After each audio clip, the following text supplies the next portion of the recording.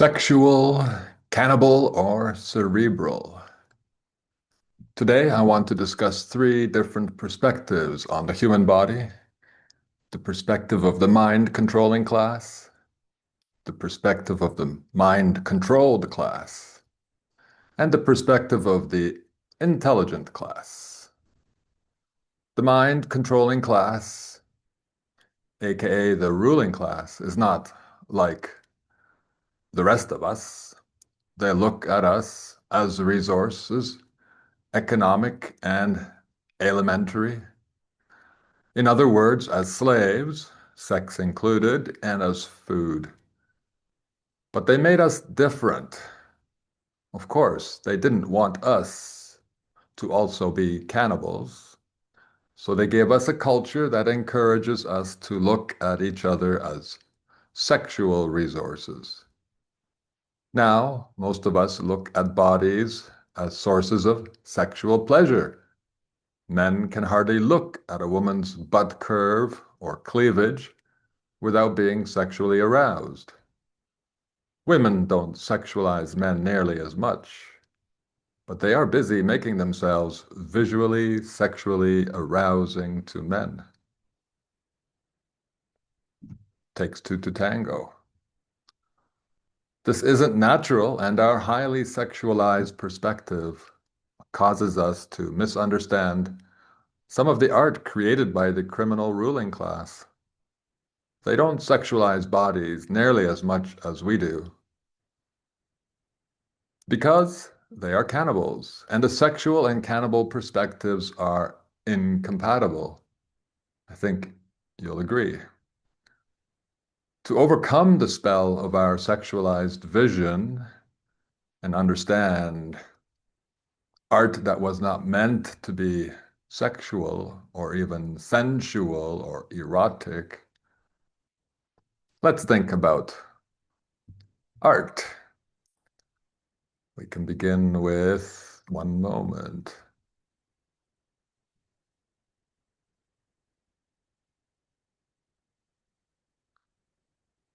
Arabic erotic art.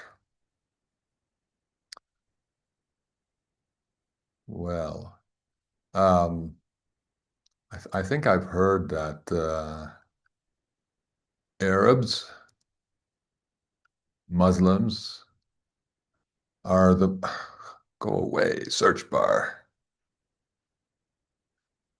Uh, Muslims are the world's biggest consumers of pornography, but and Islam doesn't permit any depictions of well, really anything except text and abstract patterns. But Arabic art does have some erotic paintings and drawings, but we have to wonder about the authenticity or the intent of the creators of these paintings. Here's a jinn having sex with a man. Heterosexual sex is quite rare in what should we call it? Paintings of the past, art of the past. There's a jinn having intercourse with a penis that rivals it in size. All right, I don't see anything too titillating. You'd have to be very young and desperate and horny, I guess, to be impressed or aroused by such art. Okay. A woman showing her butt. No men, of course. Of course, of course. It's this gender bias, apparently men can't be erotic or pictures of men can't be erotic. I guess it's a universal bias. It's the universal religion of Gender discrimination. Yeah, let's call it that. This bias isn't based on any good or natural reasons. Don't think there's anything especially sexy or more sexy about women than men. That doesn't mean I want to be viewed erotically. Call me crazy, but I believe sexual arousal should start with touch, never with sight. And that's how it was among native peoples, is peoples who people who lived naked. Obviously, they were not aroused visually. That is this this ability, let's call it, to be aroused visually is something we can um, blame, I suppose, on civilization. Let's have a look at another picture. Oh, where are we? One moment. I seem to have way too many,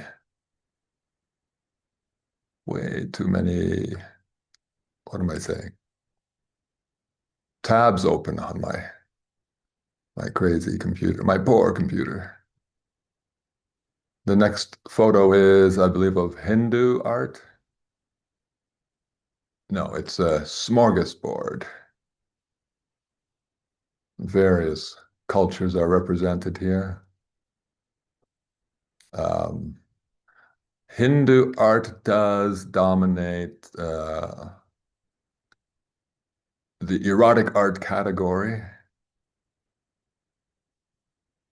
I think there are some modern representations here. That's probably modern. This one, that one. Um, there are a few quite pornographic statues in the basements of European churches, but no, they're not all over European churches on the exterior or the interior. Quite somber. Here's a famous, I suppose, Greek statue of three women, the three muses. Is it erotic? Three ladies? Well, okay, they're naked, yes, I get it.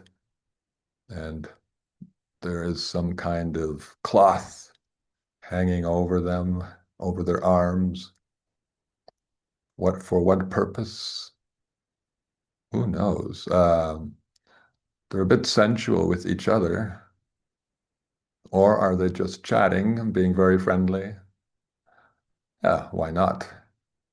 Um, I don't see anything erotic about this, just three ladies being friendly with each other. Here we have ec- examples of Hindu art, a famous temple somewhere in India. Lots of, I suppose we can call this erotic, verging on pornographic. I don't know what it would need. With more detail to be pornographic?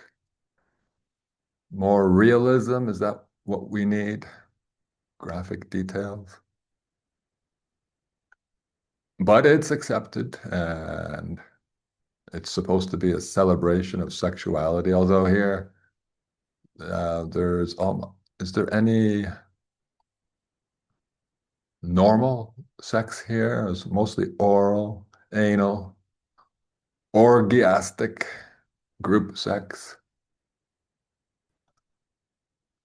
Um, Not quite sex. Well, just in case you thought the Hindus were, geniuses with respect to sex, the same famous temple, the sexiest of all temples on earth, has this statue of a man preparing to have sex with a horse or pony. Oh, those Hindus were very spiritual people, weren't they? Sexually enlightened. I think I've read the Kama Sutra. What a pile of trash. Um, anyway, here's where we've come in Western society and the world now. Pornography is has flooded the internet. It's big business, maybe second to computer games. I don't know. Um, yeah, we've come a long way from Christianity. Um, yeah. The expert want to distinguish erotic art from pornography. I reject the difference. If erotic art is not sexy, if it's a photo of a naked woman sitting on a toilet, it fails because very few people can associate defecation with sex. Haha, of course. The nude must be sexually engaged or sexually inviting. You can be as subtle as you want. I guess it's just a question of subtlety. If it's very subtle, I guess it's erotic. If it's not so subtle, it's pornography. But essentially, they're pursuing the same goal, sexual arousal. Pornography is just more overtly sexual, even to the point of being stupid, slavish, abusive, tasteless, in which case it fails to be sexually arousing. At least it should fail. Now, let's look at Western statues and paintings that might be considered sensual and are commonly judged beautiful. And let's wonder if, let's ask questions. Are these really meant to be erotic or sensual? This is the Venus of Milo statue. No, it's Aphrodite of Knidos. Okay. Well, is this an erotic statue? I have some questions about it. I have no idea what this protuberance is. Looks like it's attached to a vase. Oh, now I'm thinking. Now I'm wondering. In a moment. There's her hand is missing. Experts will say it was broken off, but that's a impossible. No, that's not the evidence of a break. It looks like it was never made. It looks perfectly flat, as if someone had cut a sausage with a good cleaver. Cleaver, that's probably the root of the word cleavage. Another cannibal joke. Yeah, not so funny. So I think this is also a cannibal, a sign of cannibals. You know, they didn't have much use for hands, too much bone, like chicken feet. So, okay, toss it out. We also have this unusual, suspicious looking line right through her thighs. Was that accidental? I don't believe it was. That looks like a butcher's cut. Yeah, how suspicious. Yeah, this protuberance coming out of her hip and attached to a vase. How bizarre. Well, Aphrodite is the, the forerunner, the prototype, I suppose, of Venus, the Roman goddess Venus. And Venus, the name Venus is related to the word vein. vein, the veins that are full of blood.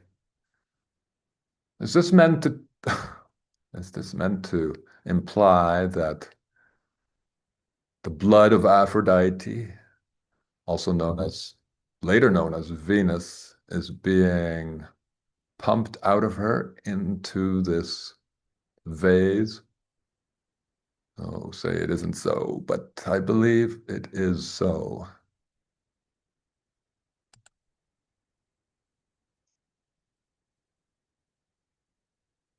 Um, let's continue here. What is beauty? The big question. What is beauty after all? If if Aphrodite was not beautiful, I don't think it's the right word to describe that statue anymore. If it ever was, then we might still wonder, what is that word? Beauty. What should we apply it to? Should we apply it to this statue here? I believe it's, what is it known as? This is the ecstasy of Saint Teresa. And there we have a little angel, a cupid, preparing to fling an arrow. He doesn't even have a bow, and bows are unnecessary. Just fling an arrow into Teresa's heart. What a lovely idea. And there's the sun beaming down on them. That's Apollo, I guess, the sun god. Also carried a bow and arrow. I want to scroll through this. There's a series of photos here. One moment as I struggle with Wikipedia. There we go. There's a faraway shot. This chapel includes balconies occupied by more statues, statues of men, watching this spectacle of poor well, lucky Saint Teresa. Who will she fall in love with? Is it really about love? You know, who invented this idea that an arrow through the heart represents the act of falling in love? Um, kind of, how does violence get associated with love? You wonder. We should wonder. Here are the gazers. Not so interested, actually. And there's the expression on Cupid's face. More importantly, I wanted to look at Saint Teresa's face. That's, I suppose, the expression of ecstasy. Really. She hasn't even received the arrow yet. It's a bit early to be in a state of ecstasy. She looks like she might already be dead. Well, it's, questions to wonder about. We assume or we believe too quickly what the experts tell us. This is beautiful stuff. No, let's think about this again. We're going to move on to paintings. What is beauty? I wanted to ask that question and answer it, perhaps. Aesthetics is the study of beauty. I think I took a course in university on the subject. Yeah, basically told me nothing worth remembering. Is the human body beautiful? I never apply the word beautiful to human bodies. Human bodies can be either healthy or unhealthy. I see healthy women and unhealthy women. Nothing more. Well, okay, almost nothing more. I am not entirely free of my cultural conditioning. So, okay, time for Venus. Paintings of Venus, the goddess of love and presumably of beauty,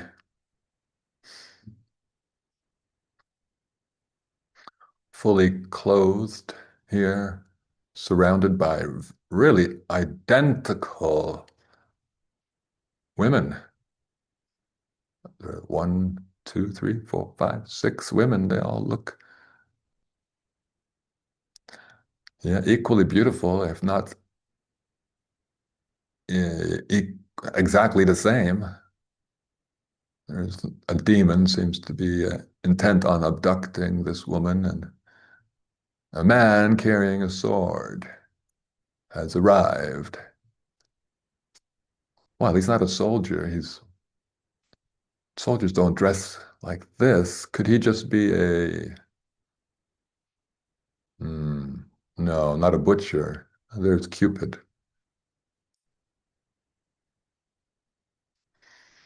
Well, I don't think the author was interested in convincing us that Venus is beautiful. And I don't think he had any interest in respecting women either, because, well, part of the drama here is abducting a woman. There's that very dark, well, let's call him a demon. Not sure what else to say. He might be. Here's the famous Venus of Botticelli.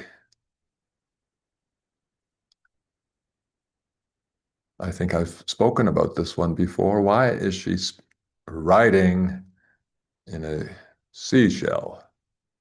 This is supposed to be her birth. Was she born from a seashell? Seashells contain seafood. Could that be the cannibal joke here? She is food, seafood. Do you see the food? The winds are blowing. Not sure how to interpret that. And this very plump woman is arriving. She seems to be identical again, a twin, just probably more plump. Hard to be exactly sure with this mm, dress billowing around her. This is Venus of Urbino by Titian. It's the erotic.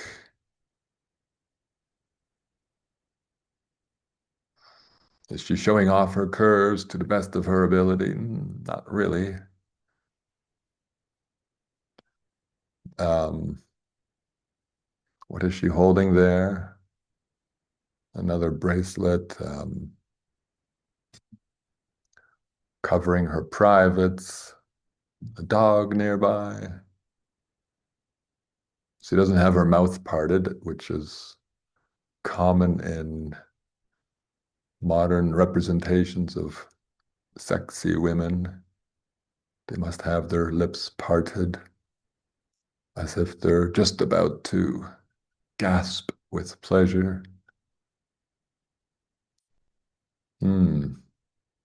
No, not particularly sensual, I think.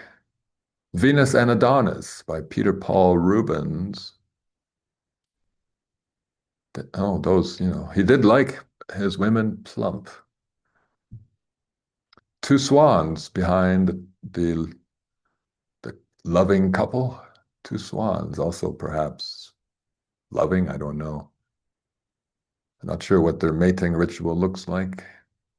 But swans, during the time of Peter Paul Rubens, were commonly eaten by the aristocratic class. So we got two swans, two lovers. Swans are food. The lovers are rather plump. Hmm, not sure. This looks like part of a cannon or chariot. If it was a chariot, uh, yeah, maybe it was a chariot. I I suspect it is a chariot, but chariots, I think, were part of the paraphernalia of the sacrificial king ritual of the cannibals. Venus and Mars. Yes, the opposites. The goddess of love and the god of war somehow came together as cannibals are now together with the sexuals, and the sexuals seem to worship even the cannibals, the ruling class. Well, actually, Mars looks like he is asleep or dead, and I don't think they have made love yet. She's still fully clothed. What's Mars doing? He's not sexually interested, clearly. And Venus looks a little perturbed. These men, these gods, can't think of anything better to do than sleep. Well, Sleeping Venus by, who is it now? Giorgione? Sleeping Venus. What do they say about this? Um, Venus is in a state of peaceful slumber. It's she embodies tranquility and innocence. Yeah, they might say something about the lines of her body echoing the lines of the landscape. Well, I think, that was the intent to help dehumanize her, make her feel part of the inanimate land around her. Human, yeah, very, what's the word? Covering her privates. No, she's just part of the landscape. Who knows why they needed so much cloth in this painting. It's not even realistic. She's not making a dent in these sheets, bed sheets, I suppose, or curtains. Who knows? Robes, giant royal robes. She's not making a dent as if, what, is she floating? She's not real. She's not human. Obviously, she's Venus.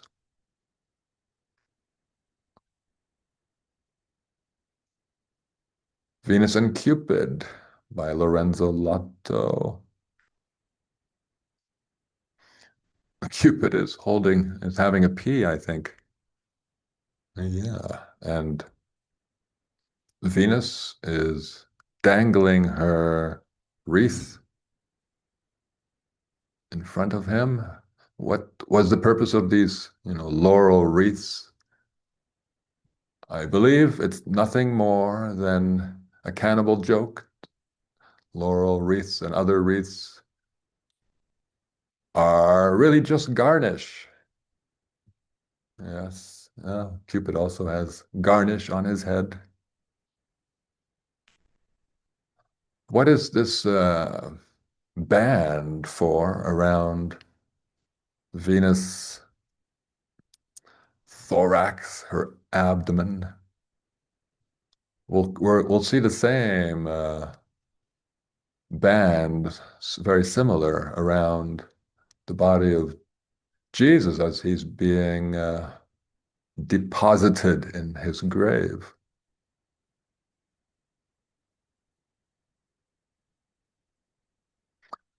The Rokeby Venus by Diego Velázquez. We're approaching, maybe this is the Romantic period, the beginning of it.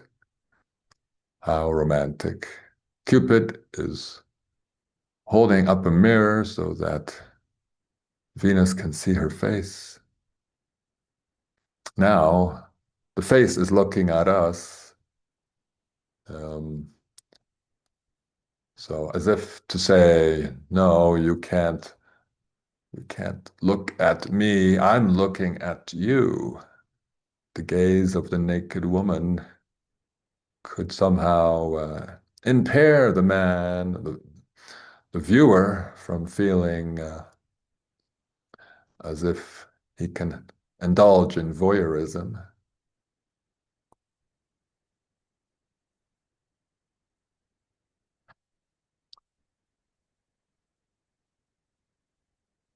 All right, enough of that one. Thank you.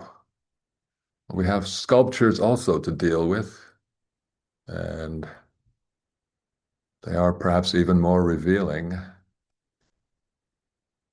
Um, the field of aesthetics, the study of beauty, is and remains confusing and superficial. I once heard the son of a museum curator repeatedly refer to some cars as aesthetically pleasing. What were his reasons for this judgment? No reason was ever given. He just liked to use a big word. To believe cars can be beautiful is to be superficial at best. You can talk about lines, shapes, and volume, colors and highlights, but this is subjective and superficial. The function of a car is to provide transportation. Colors, accessories, and lines are mere cosmetics and jewelry. Car can function or not function. That's all I care about. Let's have a look at these Renaissance statues. Um, Beautiful, isn't it? Were were the artists really intent on capturing beauty? I don't think so. Is that Perseus holding up the head of Medusa standing on her body? Here's another man with garnish on his head. Well, not sure why that painting was included. Let's skip that one. Here is Moses by Michelangelo, seated in the tomb or at the tomb of Pope Julius II. How did he get such muscles, this Moses? I thought he was just a preacher and a leader. You don't look like that from reading books. He is holding a book. I suspect cannibals were interested in raising humans with more than the average flesh on them, just as modern livestock farmers don't want skinny or slim cows, cattle, or chickens too. Those poor things now are little monsters by the age of 6 months. It's all part of the same pattern. Here are the seashell shapes again. Yes, maybe they are also seafood. That might be why this one appears to be beseeching someone for mercy.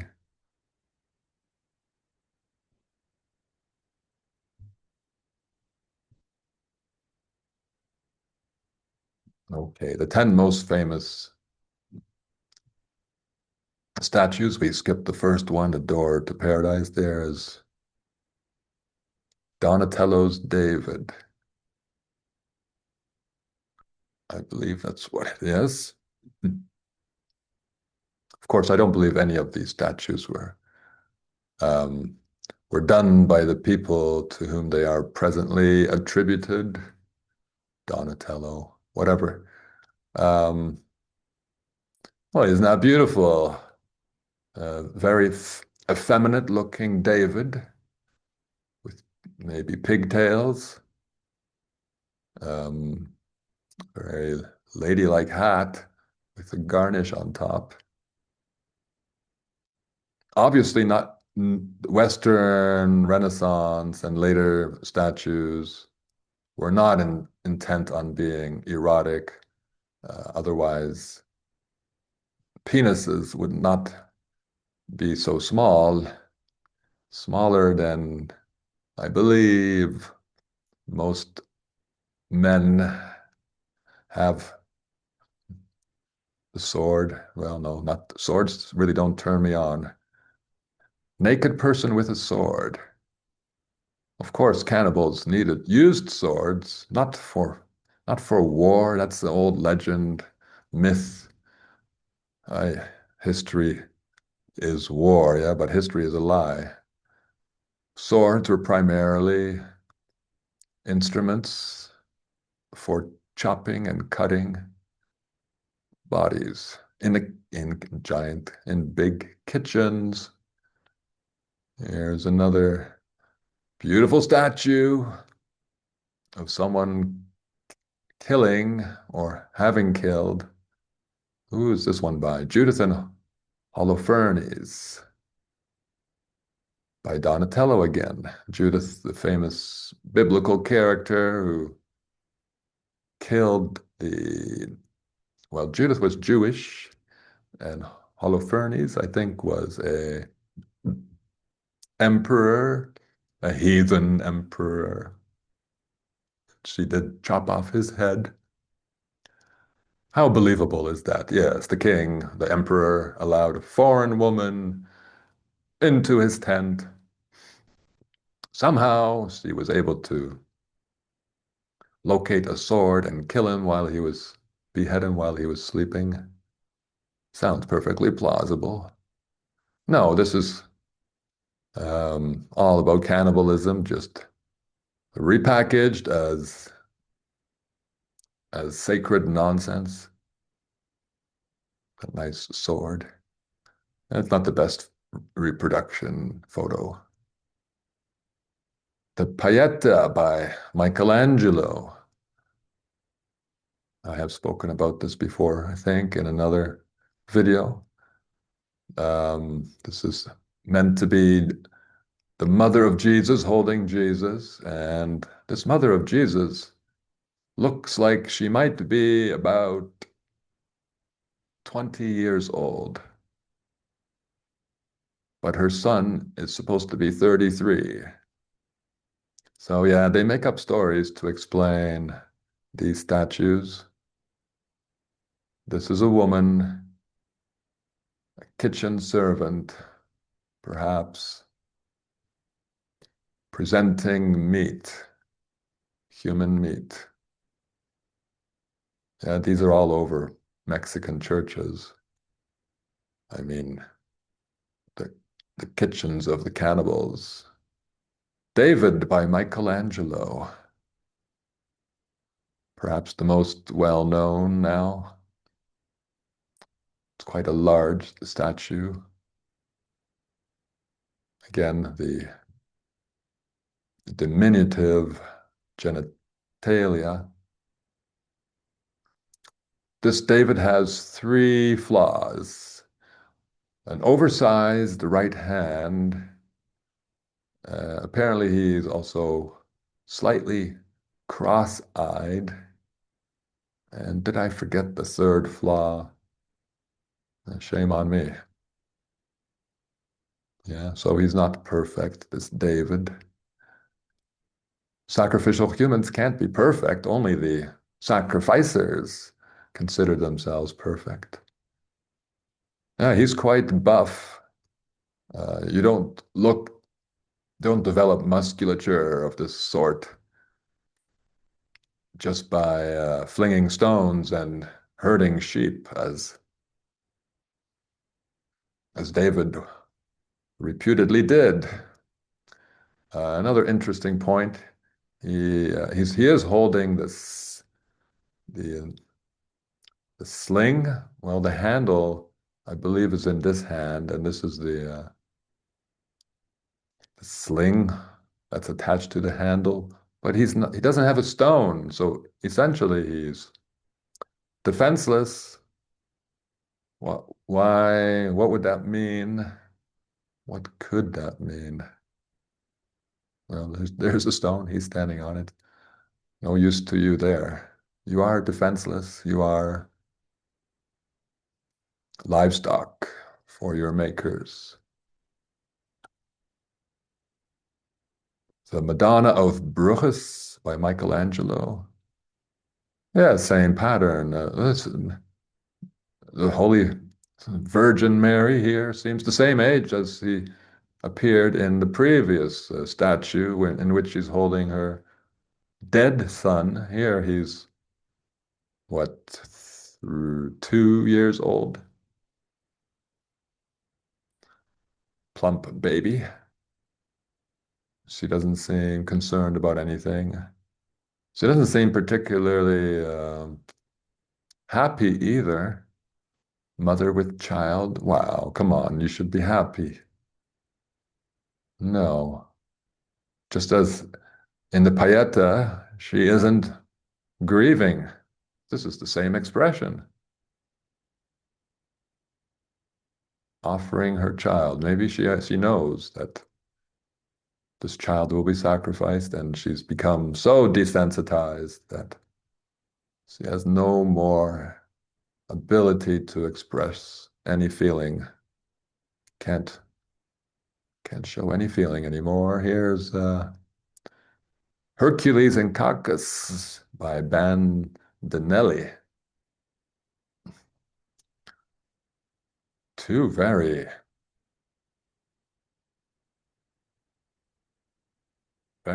muscular men. This can't be from being masons or working in the fields. You don't develop muscles like this with trapezius muscles and I suspect the highly developed latissimus dorsi, the back muscles that flare and make the V shape from the back and the front with arms raised. Everything is fully and equally developed. This can only be the product of gym workouts and maybe some growth hormone. I've spoken about that before. Steroids.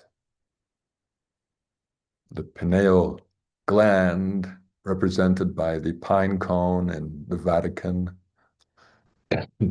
Pineal glands, I believe, contain growth hormone. And so all the men in the Vatican, all the statues and paintings of not only men, but women too, are of very muscular people. Very beefy. Well, here we have Perseus with Medusa again, surrounded by, oh, here's another beautiful statue of a man about to commit murder, about to behead someone with his sword. A pleading woman, I'm guessing, yes. Yeah, we just chop your head off. He's not a soldier, obviously. He's not wearing any armor. And there's another woman. Oh, and this is holding a woman in his left hand while preparing to behead another. Yeah, women are not that helpless. Come on. And men are not that strong. Well, maybe that's a child. with breasts. It's sick. It's all very sick.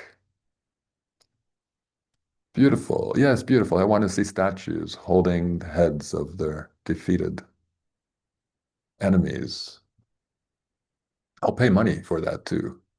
The Deposition by Michelangelo, an strangely unfinished statue of four figures.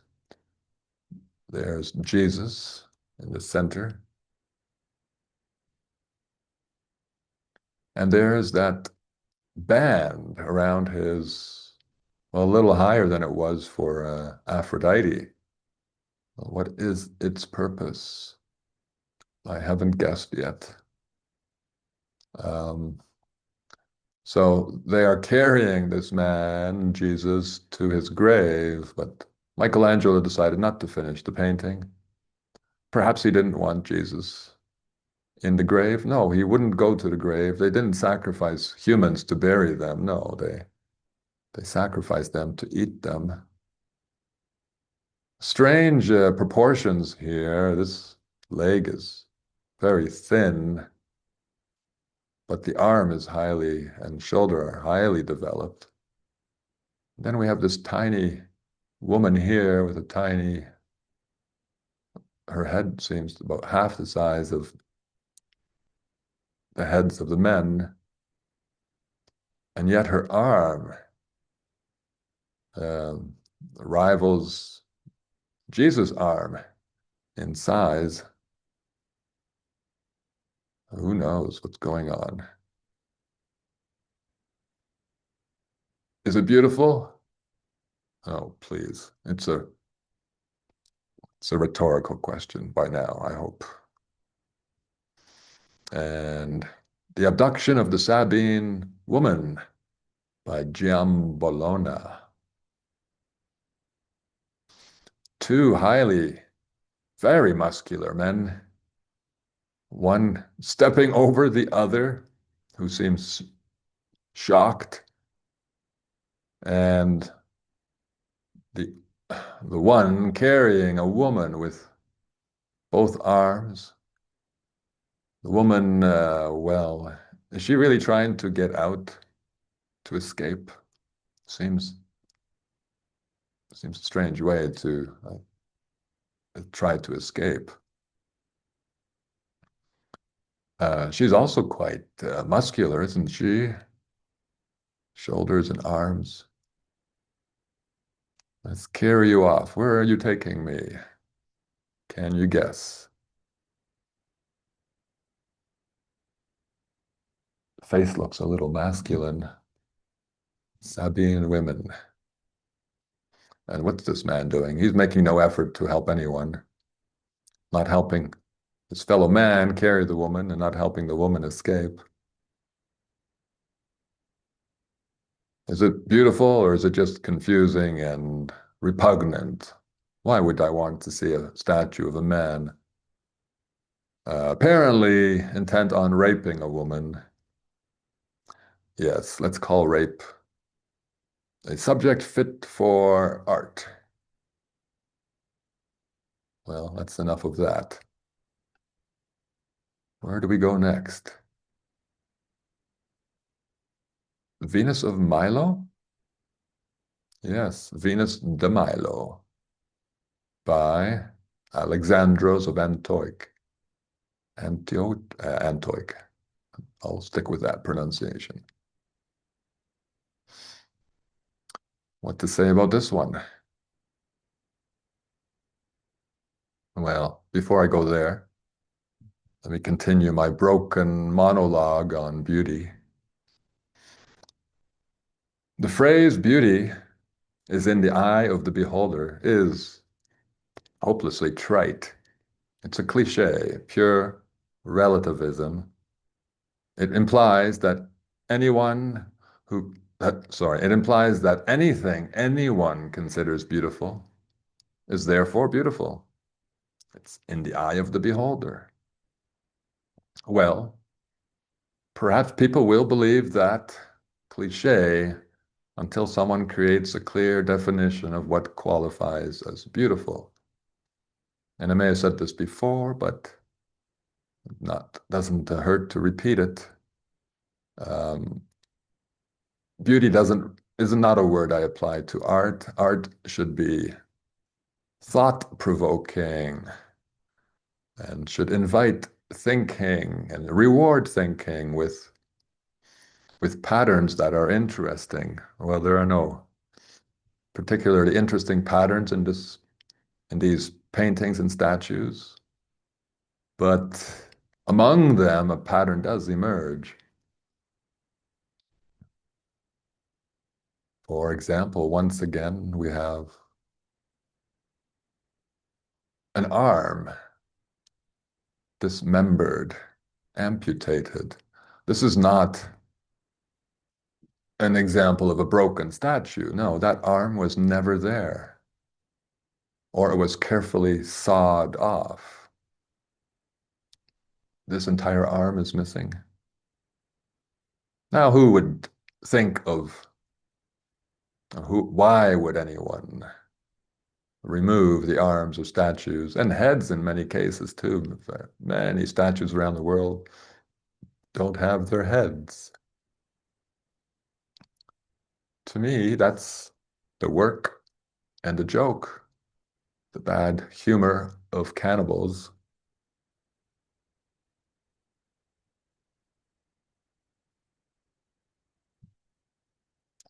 Venus of Milo. Let's go and have a look at very different Western art. I have spoken about Bruegel's, what's this one called? The Triumph of Death. Here we have a skeleton with a sword. Well, we saw statues of men bearing swords. Here, a skeleton is bearing a sword and is preparing to behead a person. Obviously, the artist was not interested in making this beautiful. No. And that should raise questions about statues depicting the same scene, essentially, a beheading scene. And yet those statues are somehow beautiful.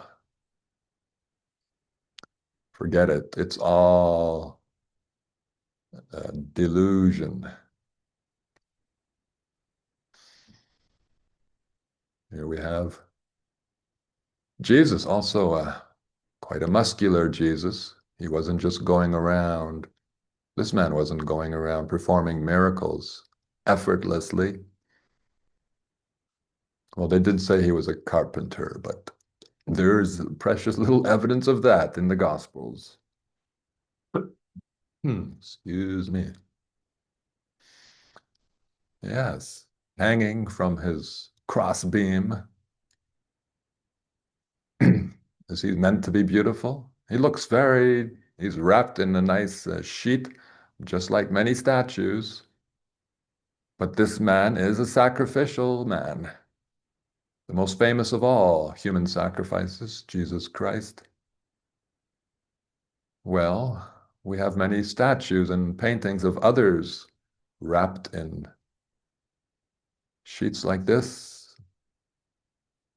Perhaps it's all the same to them. Instead of saying, well, they didn't want to show the genitals of Jesus and of some other men and women, but really they do in plenty of other statues.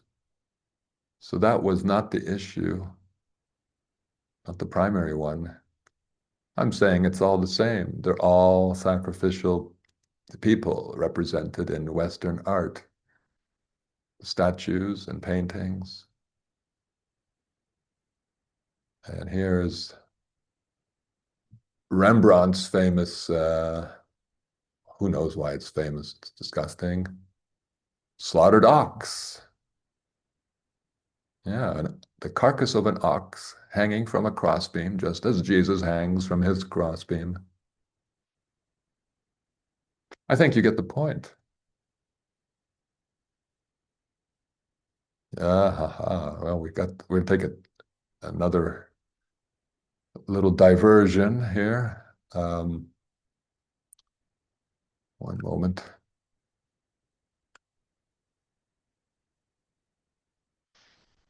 Yeah, Christ crucified. Okay. Um, the bodybuilder. Well, some people say this or a similar man. I can't distinguish them. They say this is the most beautiful human body. Really? I mean, I've been known to hit the gym regularly, but I don't have any wish to look like this. I say this is not beautiful. This is a cannibal's wet dream. Yeah, wet dream. Salivating, of course, not ejaculating wetness. To speak like a philosopher, is this an example of form over function? This man's body is not built for its natural purposes. Nothing in a normal, natural life requires such muscles and strength. Does he want to wrestle with hippos? Does he want to challenge an alpha male gorilla for its harem? He could throw 2-year-old boys across an Olympic swimming pool. And sex? If his sex drive isn't damaged by drugs, maybe, well, okay, I'll leave that one to your imagination. Ladies, what am I hinting at? Function is not more important than form, but we should be content with our forms, our bodies, if they function for the purposes nature intended them. Of course, in this unnatural world, our bodies don't have many functions. They are mostly redundant. We walk short distances, outsource parenting, sit on our asses, press buttons and levers, and eat bad foods. It's not a lifestyle that produces beautiful, I mean, healthy bodies. And lastly, I believe this is an Amazonian native man. By the way, he is not a cannibal. All stories that claim native peoples were cannibals were fabricated by the real cannibals. That should be abundantly clear by now.